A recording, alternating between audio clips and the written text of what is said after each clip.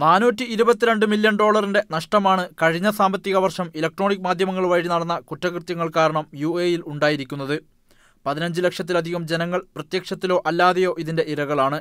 പശ്ചിമേഷ്യൻ മേഖലയിൽ ഇത്തരം കുറ്റകൃത്യങ്ങൾ വ്യാപകമായി നടക്കുന്നുവെന്ന് കമ്പ്യൂട്ടർ സെക്യൂരിറ്റി സോഫ്റ്റ്വെയർ രംഗത്തെ അമേരിക്കൻ കമ്പനിയായ സൈമാൻടെക് നടത്തിയ പഠനം പറയുന്നു. മേഖലയിലെ മൊബൈൽ ഉപയോക്താക്കളിൽ 5-ൽ 2 പേർ മൊബൈൽ വഴി നടക്കുന്ന കുറ്റകൃത്യങ്ങളുടെ ഇരകളാണെന്ന് കഴിഞ്ഞ വർഷത്തെ നോർട്ടൺ സൈബർ ക്രൈം റിപ്പോർട്ടിൽ വ്യക്തമായിരുന്നു. മൊബൈലിലേക്ക് വരുന്ന വ്യാജ SMS-കൾക്ക് മറുപടി അയക്കുമ്പോൾ അയക്കുന്നയാളുടെ വ്യക്തിപരമായ വിവരങ്ങൾ കുറ്റവാളികൾ ചോർത്താറാണ് പതിവ്.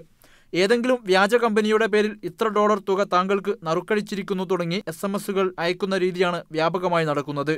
മെയിൽ വഴിയും സോഷ്യൽ നെറ്റ്വർക്കുകൾ വഴിയും ഇത്തരത്തിലുള്ള വ്യാജ സന്ദേശങ്ങൾ അയക്കുന്നതും പതിവായിരിക്കുകയാണ്. ആന്റിവൈറസ് സോഫ്റ്റ്വെയറുകൾ ഉപയോഗിക്കുന്നതിലൂടെ 80% ഇത്തരം ആക്രമണങ്ങൾ ചെറുക്കാൻ കഴിയുമെന്നാണ് വിദഗ്ധർ ചൂണ്ടിക്കാട്ടുന്നത്. IT രംഗത്തെ വളർച്ചയും വർദ്ധിച്ചുവരുന്ന ഇന്റർനെറ്റിന്റെ ഉപയോഗവും ഈ രംഗത്തെ കുറ്റകൃത്യങ്ങൾ വർദ്ധിപ്പിച്ചിരിക്കുകയാണ്. അനുദിനം വർദ്ധിച്ചുവരുന്ന ഇത്തരം കുറ്റകൃത്യങ്ങൾ തടയാൻ ദുബായ് പോലീസ് കഴിഞ്ഞ മാസം പുതിയ വകുപ്പുകൾക്ക് രൂപം നൽകിയിരുന്നു. Haris Erikkulam, media 1, Dubai.